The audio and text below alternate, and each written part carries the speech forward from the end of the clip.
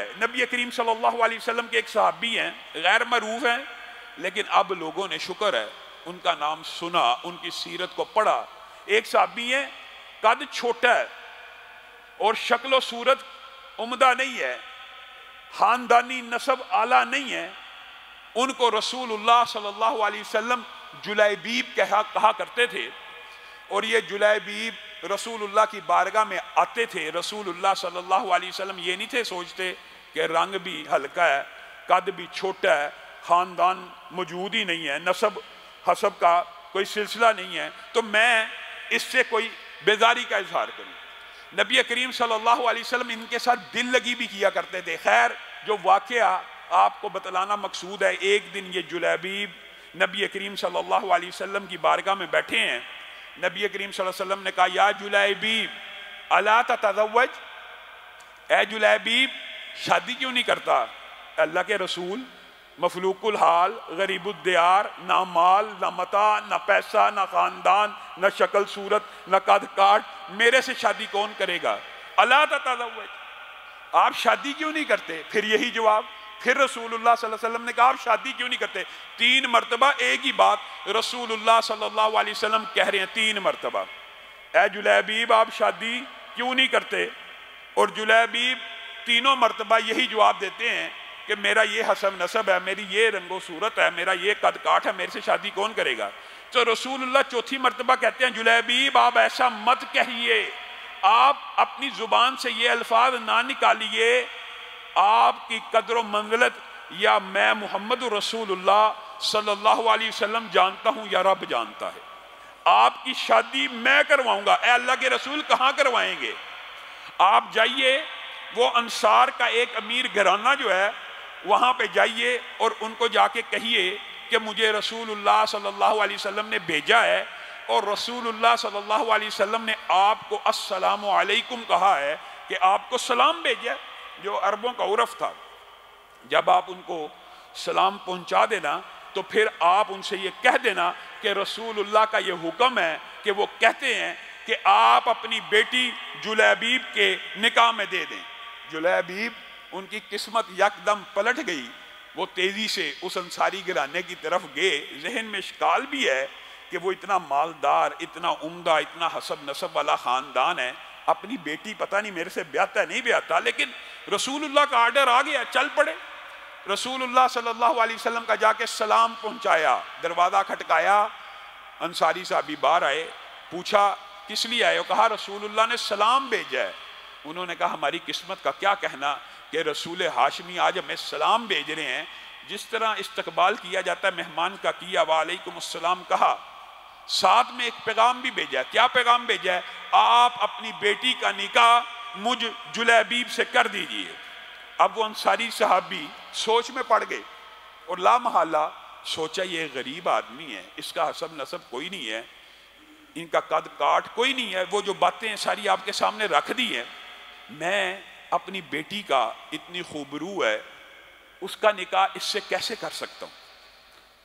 لیکن سوچ میں پڑے ہیں، اپنی بیوی کو کہتے ہیں آپ بیٹھیے، میں اپنی بیوی سے مشورہ کرنا چاہتا ہوں، رشتہ داری کا معاملہ ہے، کچھ سوچ بچار کا ٹائم ہونا چاہیے۔ بیوی سے پوچھا، بیوی سے بات کی، بیوی خامند آپس میں یہ گفتگو کر رہے ہیں کہ رسول اللہ کا سلام آنا یہ تو ہماری بڑی خوش قسمتی کی بات ہے، بڑی ہمارے نصیبے کی بات ہے، لیکن یہ جو ساتھ میں نکاح کا پیغام آیا ہے اس کے بارے میں غور و خوض کرنا چاہیے، ہمیں رسول اللہ کے پاس جا کے پوچھنا۔ جیسے ایک عام فیملی غور و فکر کرتی ہے جب کوئی رشتہ آ جائے، اسی اثناء میں وہ بیٹی جو صرف خوبصورت نہیں ہے، خوبصورت بھی ہے، وہ اپنے ماں باپ کی گفتگو سن رہی ہے اور کہہ رہی ہے آپ کی گفتگو سے مجھے اندازہ ہو رہا ہے کہیں آپ رسول اللہ صلی اللہ علیہ وسلم کا پیغام جو ہے اس کو ٹالنے کی، رد کرنے کی طویلیں تو نہیں کر رہے؟ نہیں بیٹی، یہ معاملہ نہیں ہے، لیکن ہم کچھ، تم تیرے ماں باپ ہیں، کچھ غور و فکر تو کرنا چاہتے ہیں۔ کہا اس بچی نے، اے میرے ماں باپ، آپ میرے ماں باپ تو ہیں، لیکن اللہ کے لیے مجھے رسول اللہ کے فرمان کے سپرد کر دیں، اگر آپ ان کی بات مان لیں گے تو اللہ مجھے ضائع نہیں کرے گا۔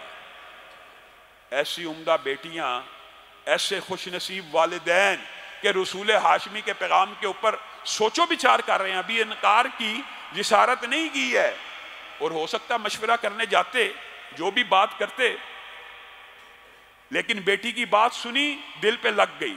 اسی وقت جلیبیب کو کہا جائیے نکاح کی تیاری کیجئے۔ ادھر رسول اللہ صلی اللہ علیہ وسلم کو جلیبیب جا کے بتلاتے ان کو خبر مل گئی کہ اس بیٹی نے اتنا عمدہ رسول اللہ کے فرمان کا عزت اور وقار اور احترام کیا ہے۔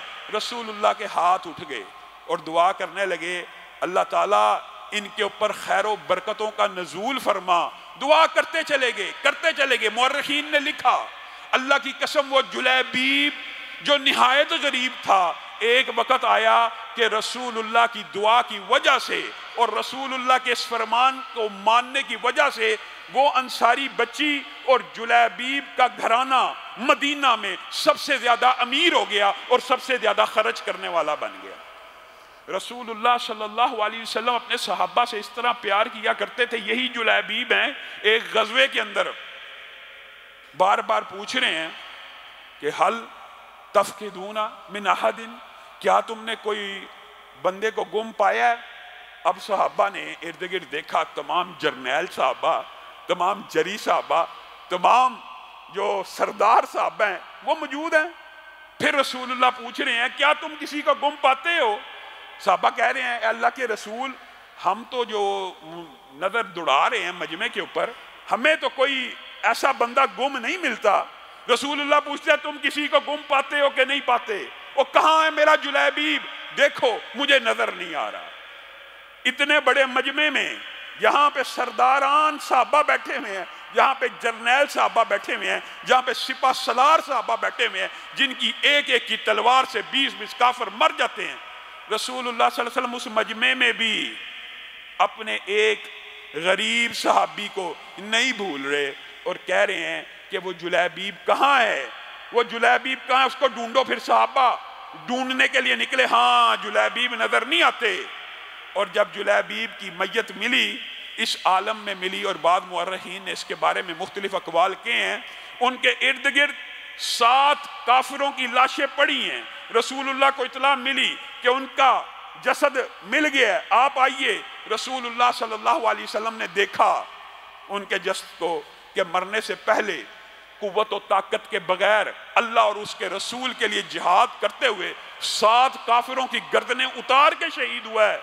رسول اللہ صلی اللہ علیہ وسلم کھڑے ہو گئے اس میت کے اوپر، اس جسد کے اوپر، اور کہنے لگے ھذا منی وانا منہ، یہ اتنا بڑا اعزاز ہے۔ رسول اللہ صلی اللہ علیہ وسلم نے چند صحابہ کو یہ اعزاز دیا، ان کو اپنے اہل بیت میں شامل کیا، کچھ کو اپنا بنایا، زید کو اپنا بیٹا کہا، چند صحابہ کو اپنے خاندان کنبے میں شامل کیا، اور یہ ان عظیم صحابہ میں سے جن کو رسول اللہ کہہ رہے ہیں ھذا منی، صرف یہ کہہ دیتے کافی ہے، یہ مجھ سے ہے، یہ میرا ہی ہے۔